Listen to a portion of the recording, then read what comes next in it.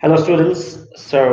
I think the students who had attended my previous lectures on my previous channel, so they might be seeing me in a different channel. But then, yes, the aim still remains the same.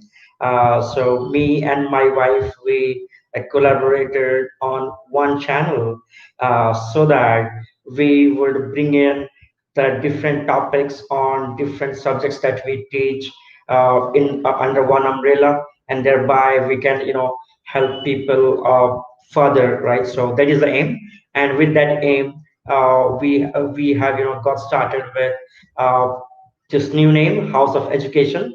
And under the umbrella of House of Education, we would have various subjects, right? And today's lesson is on physics, and the topic that we are gonna study today is relative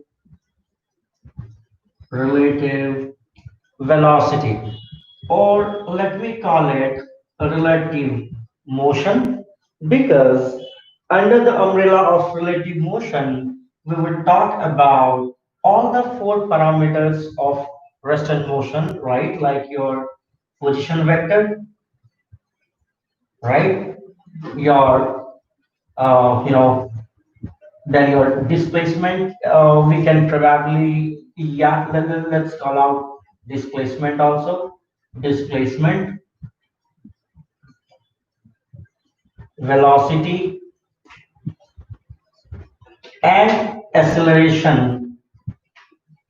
We will talk about all these four parameters: relative position, relative displacement, relative velocity, and relative acceleration in terms of relative motion. Also, we would there is a fourth dimension. So if you remember at the beginning of kinematics, the way we had indicated any thing in your space-time coordinate, as suppose this is your Cartesian coordinate system, x-axis, y-axis, z-axis, meeting at origin O, and we had defined any point P's position as, say, with a position vector r, such that we used to call the coordinates as x, y, z, and t, right? So, and I had told you that time that this is your x coordinate, y coordinate, z coordinate, and time is the fourth dimension, right? So, in the three space dimension and fourth one time dimension. So, using this space and time, you can say either coordinates or dimensions. Using these four dimensions, the position and time of any object in this universe can be universally expressed, right? Whereas I'm just leaving out one assumption: when these velocities, acceleration, or especially velocity is very small compared to velocity of light, right? So in our day-to-day life, the speeds that we talk about, those would be max few meter per second, or a very high velocity probably would be even 1 kilometer per second is a very high velocity. Probably that would be almost equivalent to velocity of a rocket, right? So predominantly we would be dealing with few meter per second, which is very less than what is light's velocity. 3 into 10 to the power 8 meter per second. So as long as our velocities that we are talking about is much lesser than light velocity, so that we don't enter into the arena of relativity, which we would study at the end of class 12th, right? So as long as this assumption is correct, with these three space coordinates x, y, z, where x is the intercept along x-axis, right? So this is what we know already know. So when we say position vector of a point P is x, y, z, and time coordinate is t, so we understand that its x-intercept is x, its y-intercept is nothing but y, and its z-intercept, which I cannot really show on this two dimension, would be z, right? So which means if I go x distance along x-axis, then y distance along y-axis, and then z distance along z axis, I will reach this point P, which is in 3 dimension. I have just put it in 2 dimension, right? So we already know this thing about the position coordinate of something, or any object which we are studying in terms, with respect to rest and motion.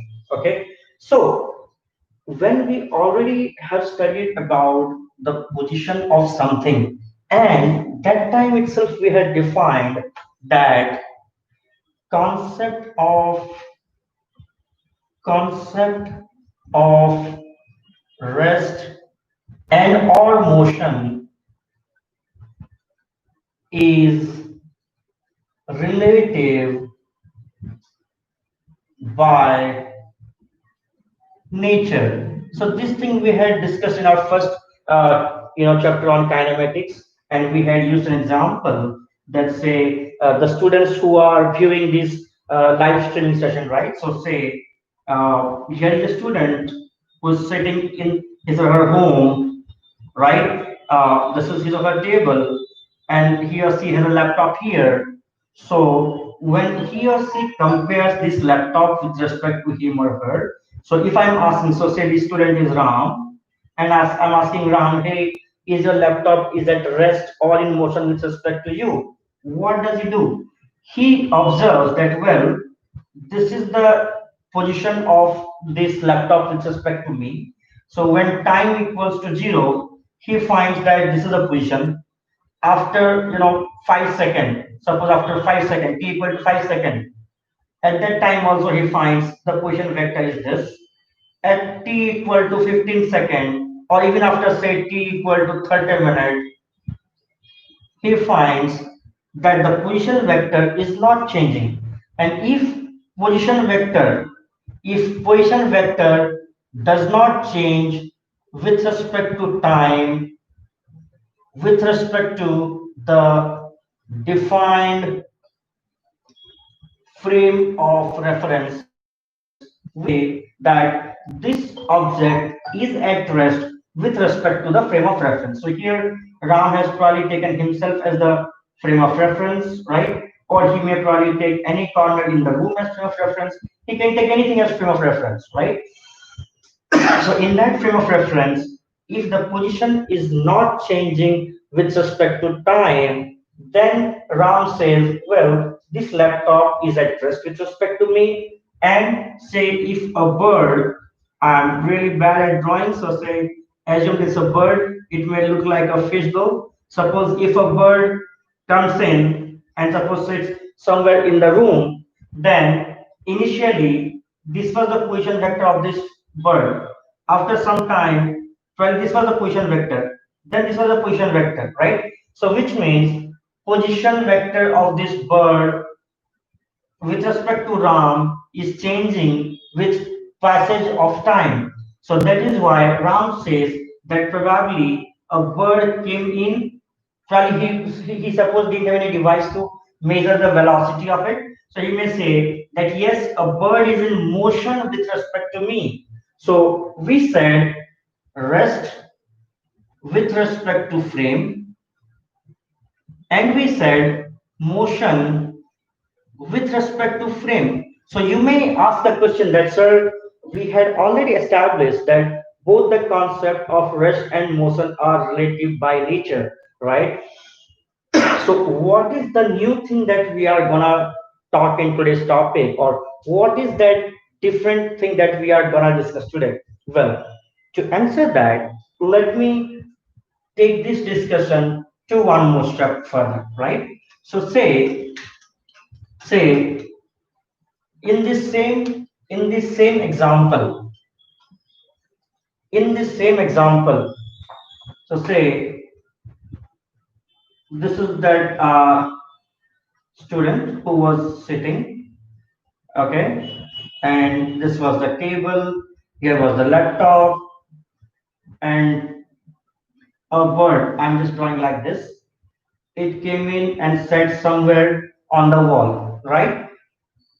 Okay, so and say he has taken a corner of the room as frame of reference, so that the three edges of the wall he can take as x-axis, y-axis, and z-axis with the origin being here, right? Now, suppose while the bird is coming into the room and sitting on this, suppose on this place in the wall, no one stops Ram from going out talk to someone. So for example, I understand that while he is taking a class, he is not supposed to get unnecessarily distracted. But say he wants to go for a loop break, right? Or he wants to drink water and he forgot to get water for him, and he needs to make a move. Now, if Ram himself gets up and starts walking, right? So say this bird has a velocity of bird in this direction, and Ram himself started and moving in this direction. Suppose it a velocity of Ram, right? And here when I'm saying velocity of bird, what is my frame of reference? I'm saying velocity of bird with reference to or with respect to my origin O or frame of reference S. Similarly, so which was in this direction. Okay, and now I have got velocity of Ram, velocity of Ram, and again when I'm saying velocity of Ram, what is my frame of reference? Again, the same one, right? I'm again saying velocity of Ram with reference to O. So this part, though we don't speak, this is the reality, right? That whenever we say velocities or rest and motion, we always know it is always with reference to something, right? So when bird has a velocity and Ram himself has a velocity, now if you ask Ram that, well, Ram, what is the velocity of the bird with respect to you, right? Because say while going for the loo break, Ram looks at the bird. So suppose we want to know what he perceives, right? So we would see all those magics today, right? So uh, how Ram perceives, right? Also, suppose this bird was an intelligent bird which can notice and express velocity and things of that nature.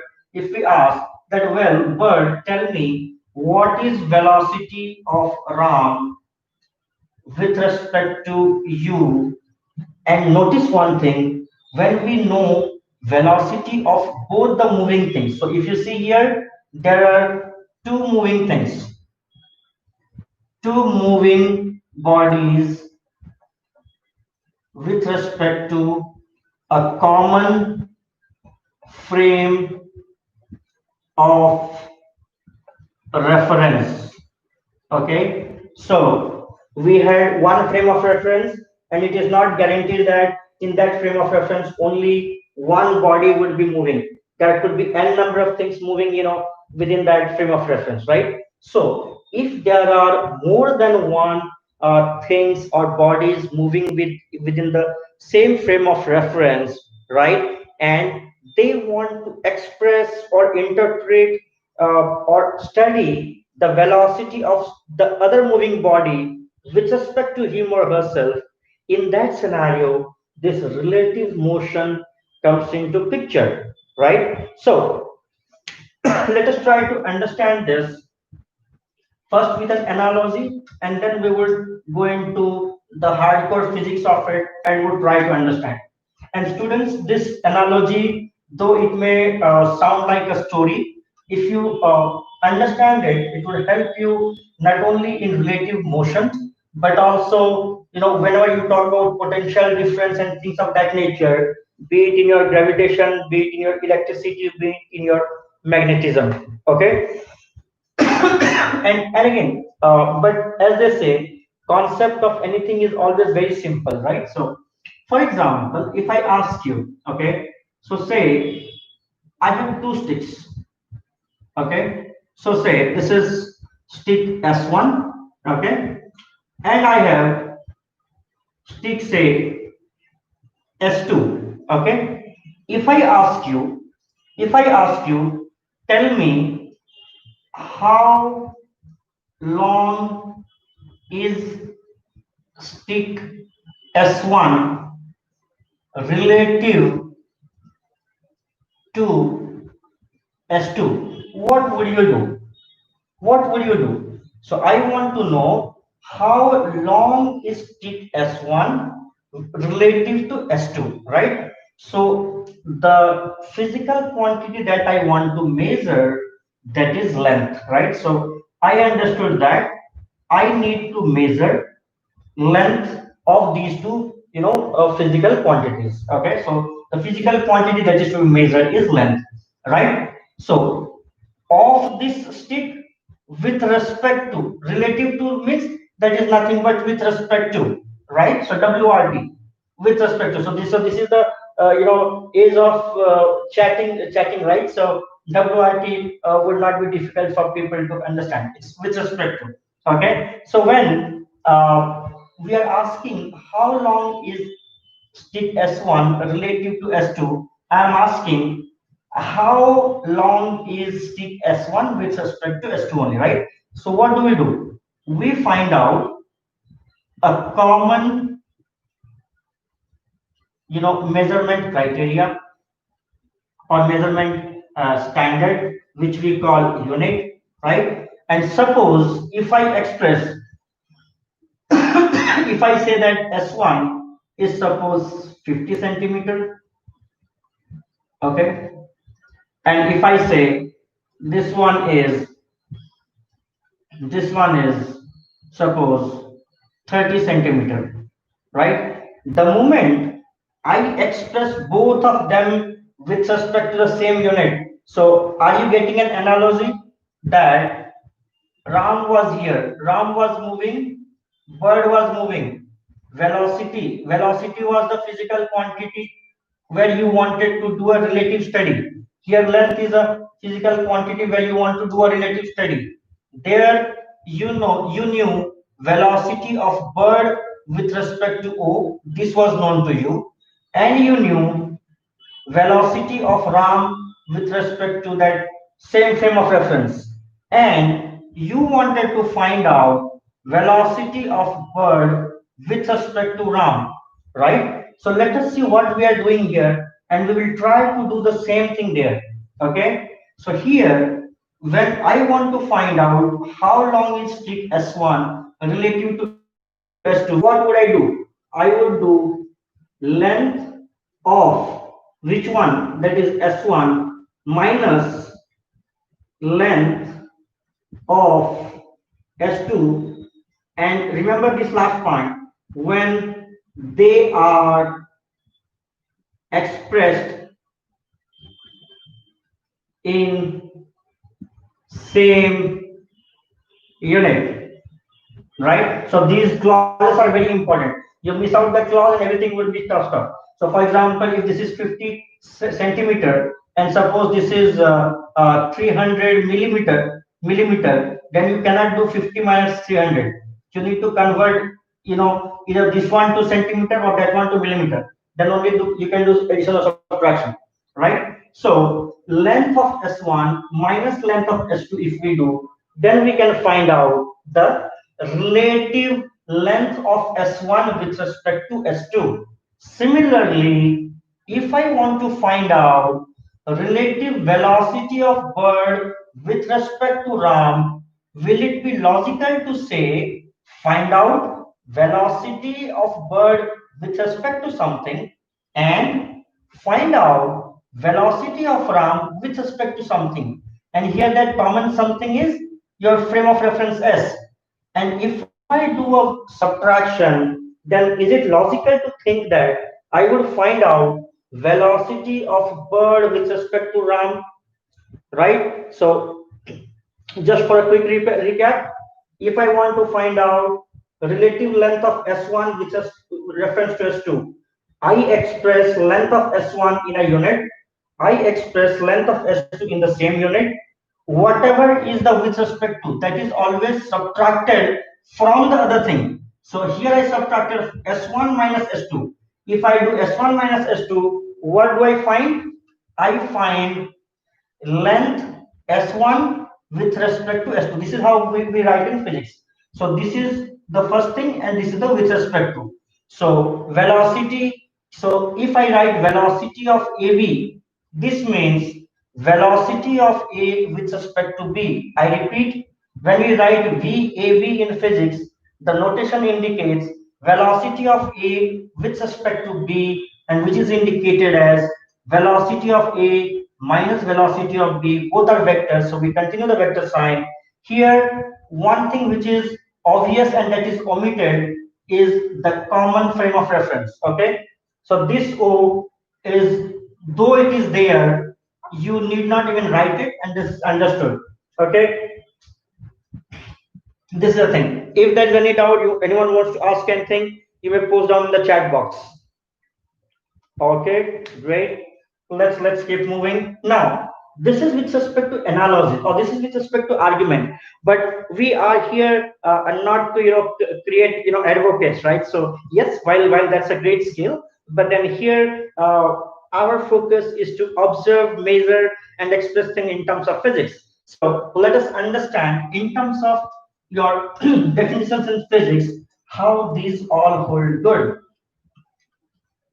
Okay, and we will go back to our original definition. Okay, so in books, even in SC Verma, yes, it is explained well. So when somebody already understands, it's very easy to go and understand that. And obviously that is one of the most celebrated book uh, throughout in India for at least few decades now. So obviously it's really great, but somehow I feel if you follow through what we are discussing in today's topic, it will be even easier for you to get the feel of what relative motion is, right? So yeah, so let's keep going. So we know if I if say if say so what we are going to analyze that I have a particular frame of reference. This is x-axis, this is y-axis, this is z-axis, this is the origin O. I have a point P1 whose coordinates are say x1, y1, z1 at time t. Okay, and at the same time, coordinate of another point P2 is say x2, y2, z2, t. Okay, and the position vector of this one is r1. Position vector of this one is r2.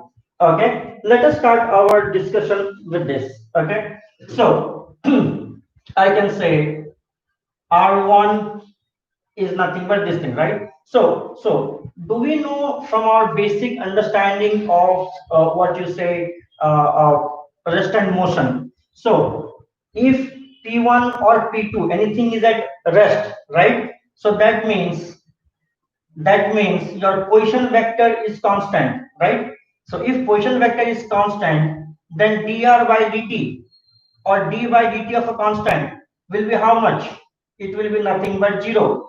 So d by dt is what? That is nothing but velocity. So velocity is 0. So this also proves, right, that if position vector is not changing with reference to time, something is at, or that body is at rest. Whereas if position vector is changing, right? So your velocity v would be d by dt of r vector, right? And similarly, your acceleration would be d by dt of velocity vector, or which I can say d by dt of, can I say this is dr by dt? So can I say d squared r by dt square? It's not that we have multiplied this. So this is double derivative, right? Or the second derivative of position with respect to time. So you do first derivative, you do second derivative with respect to time, and you get acceleration. So which obviously again means if your velocity is constant, and when we are saying velocity, it is a vector quantity. So if both the magnitude and direction of your velocity v is constant, then your acceleration, which is dv by dt, will obviously 0. Okay, so these things we know. So based on these concepts, now we will prove whatever we have put with logic so far in today's video. Okay, so I don't even need this h2 I2 z2, so let me remove it so that it would be easier for you guys to uh, observe when I draw the next set of things. Okay, so here, if I want to find out, so say, let me call velocity of point 1, velocity of point P1 with respect to where, what, origin O. Okay, what it would be? It would be d by dt of r1 vector, right? Or say, suppose, let me call this as simply as your VP1. Okay, so velocity of point P1, okay, is nothing but d by dt of r1 or dr1 by dt.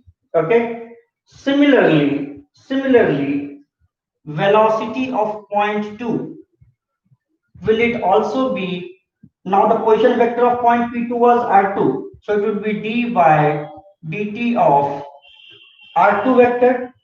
Okay, so now my and in both the cases it is with reference to O. I have intentionally not written with reference to O. Okay, just for simplicity. So can I say that now, if you notice here, if I connect this, right? If I connect this, then this vector, what will be this vector? So we know position vector of any point with reference to the other thing is nothing but we need to draw an arrow from that other thing or reference up to that point. So can I say that this would be position vector of P2 with reference to P1? Correct? So this is position vector of P2 with reference to P1, or if you want to even do the what you say your triangle law of vector addition. So suppose let me call this one as R vector, just for the sake of understanding I'm saying. So in this, if this is R vector, then I can say that R1, so remember triangle law of vector addition. If two vectors are expressed as two sides of a triangle taken in the same order, then the resultant is shown by the other side of the triangle taken in the opposite order. So as per the triangle law, I can say R1 vector plus R vector is nothing but R2 vector. So can I say R vector is nothing but R2 vector minus R1 vector, right? So I can say R vector is nothing but R2 vector minus R1 vector. Okay. so and now let us start doing the derivative of both the sides, right, with reference to time. So can I say that dr, or when I'm saying this r vector, this is nothing but position of 2 with reference to 1, right? So dr2 with reference to 1 by dt, right, is nothing but it would be derivative of this right hand side. So d by dt of r2 vector minus r1 vector. Okay, so this would be nothing but your velocity of point P2 with respect to P1, right? That is equals to, in derivative, we know if you have a plus or minus sign, both the things can be separated. So it will be d by dt of r2 vector minus d by dt of r1 vector. So in other words, can I say velocity of point 2 with respect to point 1 is nothing but, what is this? D by dt of r2. We know here, right? So this is nothing but velocity of point 2. And what is d by dt of r1? We know it from here. That is nothing but velocity of point 1. Okay. So even with our, what you say, physics derivations, we are reaching at the same point that velocity of, if I know velocity of, so two bodies are moving in the same frame. When I'm saying velocity of P2 with reference to P1, so that means this is the observer, right? So assume that here your P2 is bird and P1 is Ram. So when I'm saying velocity of bird with reference to Ram, so obviously that would be how much? Velocity of bird vector, and remember this is vector subtraction. Vector subtraction, velocity of Ram. So that is why it becomes velocity of B minus velocity of R. Now, if I want to express this in terms of physical relationship, can I write? Can I write that velocity of A with respect to B, okay, will always be, or even before that, first we found out about the position vector, right?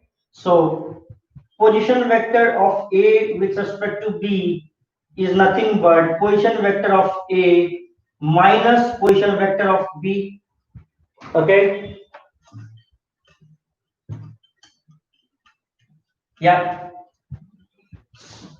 Similarly, can I say velocity of A and position vector of B with respect to A would be nothing but position vector of B minus position vector of A. And as we are saying, all the assumptions are, all these are expressed from the same frame of reference.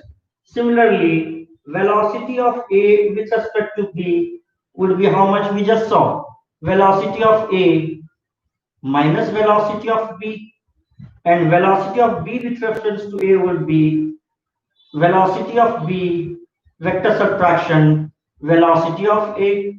Similarly, so there we had got velocity of P2 with respect to P1 is nothing but we found velocity of P2 vector subtraction velocity of P1, right? Now, if you again do the time derivative of it, d by dt of V P2 P1 will be nothing but d by dt of velocity P2 vector minus velocity P1 vector.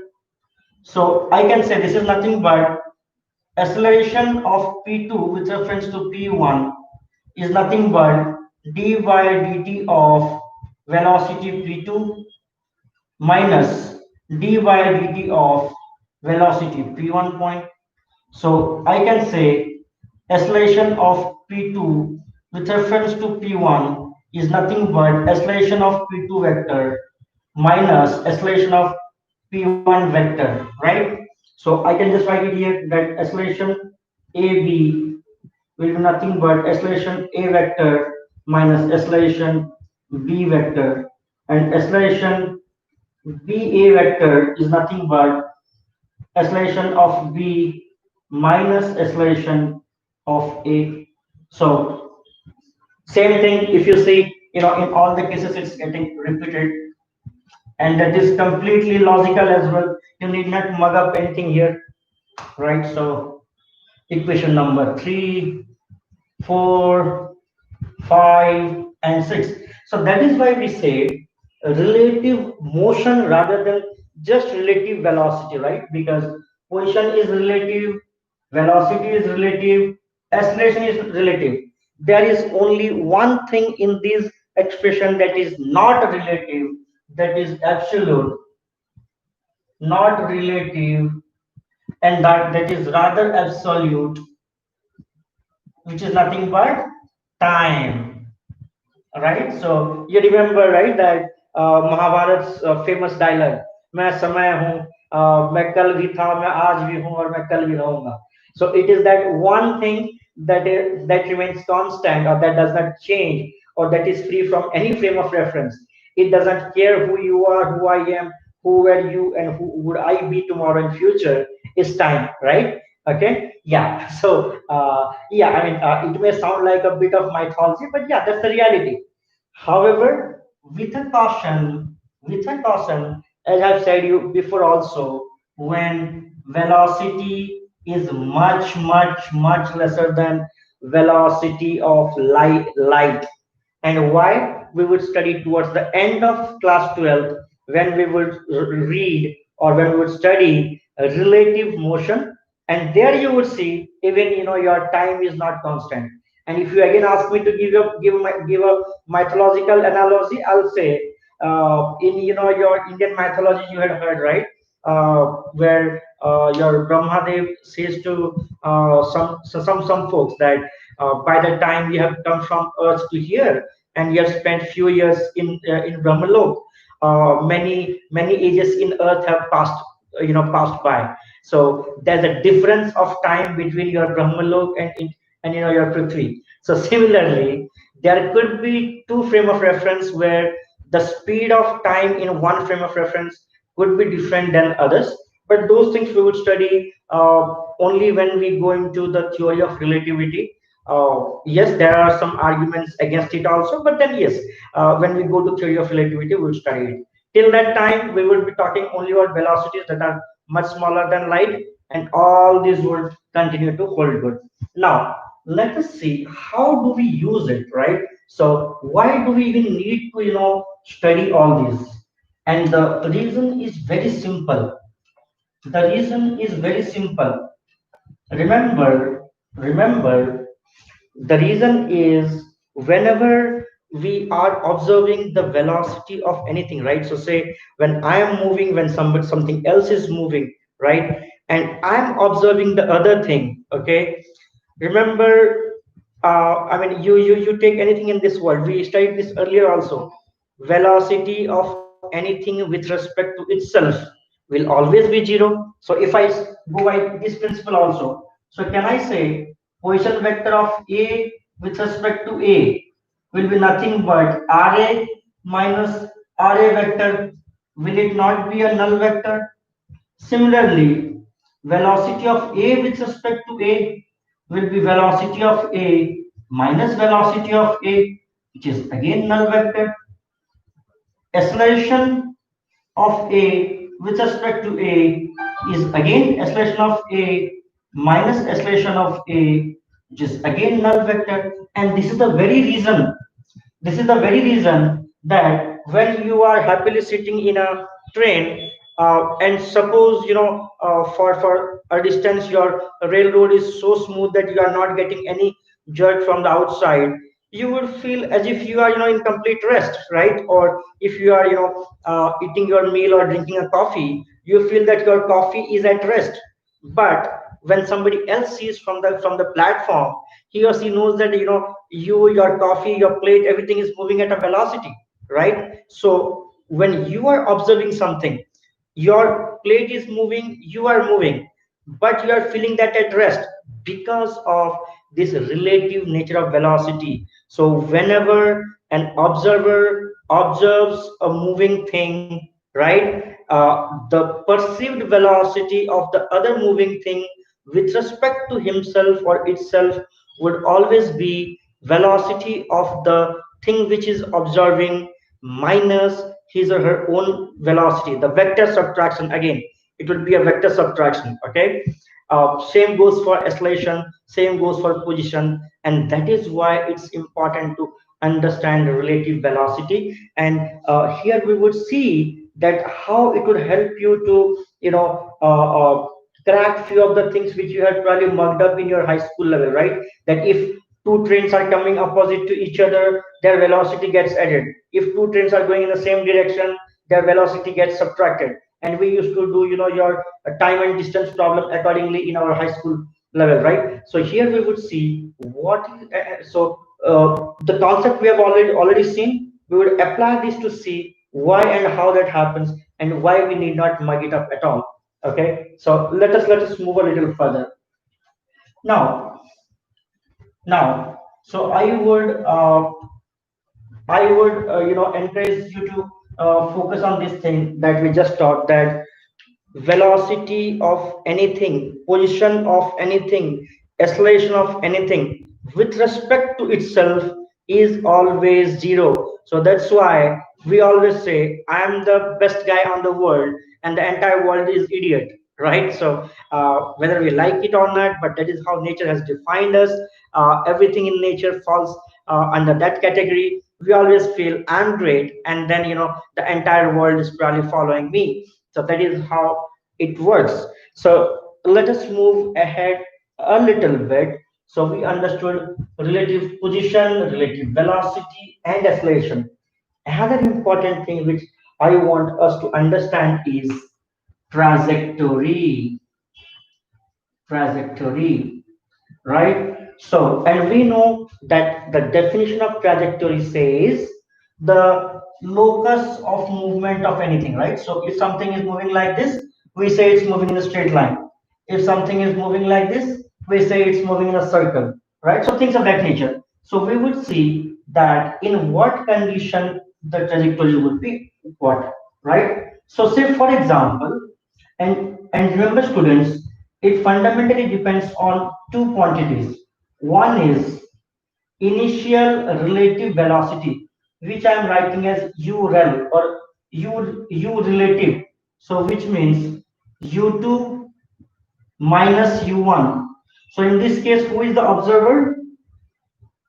Observer is your one, okay, and whom he or she is observing, the other body two, okay. So say his or her own velocity was initial velocity was u1, and the other person's initial velocity was u2, so that there was some initial velocity, okay. So my first question is, if if if suppose, so this is body A or this is body 1, which is moving at a velocity, suppose u2. Okay, sorry, this is moving at a velocity u1. Okay, this is another body 2, which is moving at a velocity u2. Okay, and I'm asking one that body you are the observer. Tell me what is the velocity of 2 with respect to u. So what would it do? It would do u2 minus u1. So if u1 vector equals to u2 vector, which means same in magnitude, same in direction, then obviously your u2 minus u1. If u1 equals to u2, then obviously your u relative would be u2 minus u1, that is nothing but null vector, right? So if both of them are moving with the same velocity in the same direction. Here I have taken, their, point of action as different, right? So in this scenario, when you ask one, that tell me what is the velocity of this guy with respect to you, he or she would not be able to find the same velocity. So it's like you and your friend, you are moving, say parallel to each other, talking about your girlfriends, and then going in the same direction at the same velocity. So both of you feel that you are still at the same place, right? Though both of you are moving. Similar thing, right? So this is one. So in this scenario, so what will be the trajectory? So if something is at rest, trajectory is nothing but a point. So that is why you feel that you and your friend are still, just at the same place. Though you are talking, but you still feel that you are at the same place. Now, so if you and you two are same, then your obviously acceleration does not, and suppose there is no acceleration. Now let us go to scenario two. Okay, so let us go to scenario two, where u2 and u1 are not same. Okay, where u2 and u1 are not same, and relative acceleration relative acceleration, suppose this is a null vector, so both of them are, yes. So suppose your u2 is something in this direction, u1 maybe in this direction, right? So their magnitudes are different, their directions are different. So u2 vector minus u1 vector. So if you draw components also, so this would be your u1 x I cap, sorry, u2 x I cap, u2 y j cap. This one would be u1 x I cap, and this is u1 y minus j cat, right? So when you do the vector subtraction, obviously this u2 minus u1. So u1 vector would go like this, then you will find its components, and you do a subtraction. So suppose there is an initial relative velocity, but relative acceleration is zero. So if something has a velocity but no acceleration, then obviously your trajectory will be a straight line, right? Trajectory. Initial relative velocity is there, but there is no initial, relative acceleration. Then obviously the trajectory would be a straight line. Now let's move on to third scenario, where where you have a initial relative velocity, right? This is not a null vector. Initial relative acceleration is also there. That is also not a null vector. But suppose magnitude of a relative, suppose this is constant, so that our definition should be easier. Okay, if this is constant, and a so in this scenario, your trajectory depends on the angle theta between the initial. So suppose your acceleration, relative acceleration, and relative, initial velocity. Suppose this was the direction of your u rel, or initial relative velocity. If your acceleration is also in the same direction or opposite to it, right? So when theta equals to 0 degree or 180 degree, then it would trajectory would continue to be a straight line. So if angle is 0 degree, then your velocity would keep increasing. V will be equals to u plus 80, our kinematics equation, right? And if it is opposite, v equals to u minus 80, because direction now is opposite, right? So velocity may increase or decrease, but trajectory would continue to be a straight line if theta is equal to 0 degree or 90 degree. Second, if theta equals to 90 degree, remember in case of a circle, you're at any given point of time, your velocity is like this and your acceleration is perpendicular to it. So obviously we know component of any vector along its perpendicular direction is zero. So the component of acceleration along this direction will be a cos 90. Cos 90 is always zero. So that is why this acceleration will not impact magnitude of your velocity. It will only change the direction. Okay, so when theta equals to 90 degree, the trajectory looks like circular, right? And when theta is any other angle, so when theta is other than 0 degree, 180 degree, or 90 degree, the trajectory looks like your parabolic. Okay, just like your when you throw something near Earth's surface, it goes in a parabola and falls, like your projectile motion. So the trajectory looks like this, right? So these are the important things that we should know. Okay, but yes, that it is not necessary that your a will be constant, so those things would be a little complex, so we are not discussing that too much here. Okay, so let us move to the last part of our today's topic. Okay, and that is related to condition of meeting or condition of collision, and we would see the numericals on this in our next video.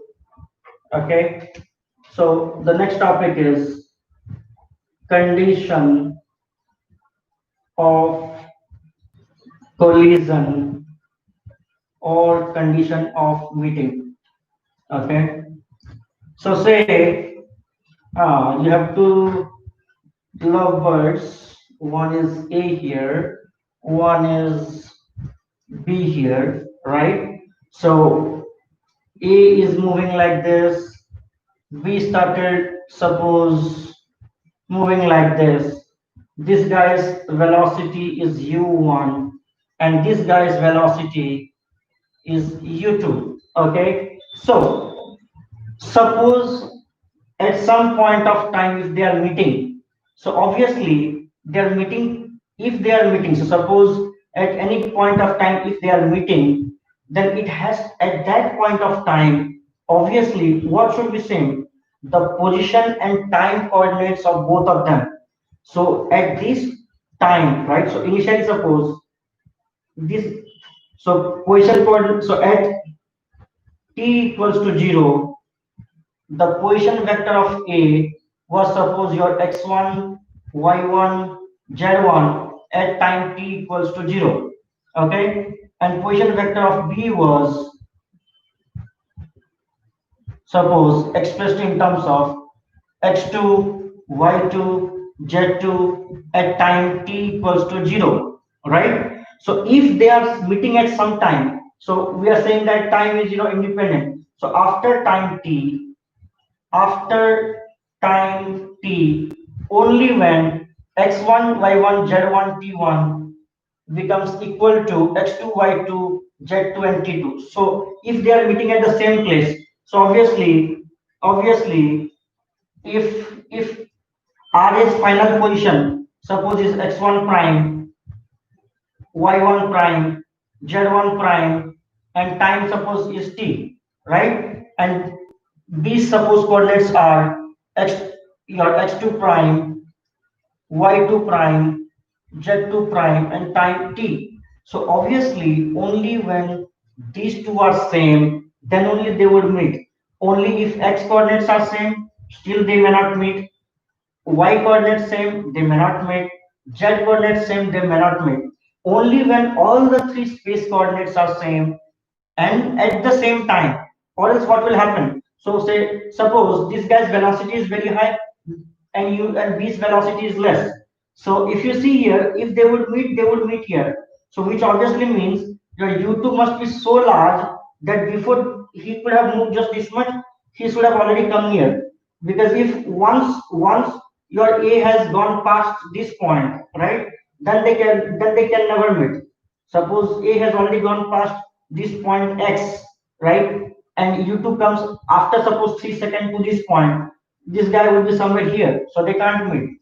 So always remember, for collision or for meeting, the conditions are there. All the three space coordinates x1, y1, z1 equals to x2, y2, z2 at the same time t, and then only they would be able to meet, or that can be a possible collision between them.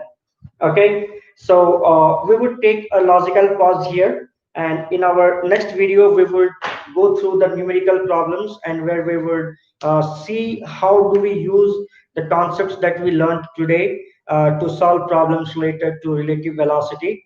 I would encourage you guys to go through this, churn it yourselves, and and come prepared in our next video, and we will talk about numerical problems. We'll solve numerical problems on that.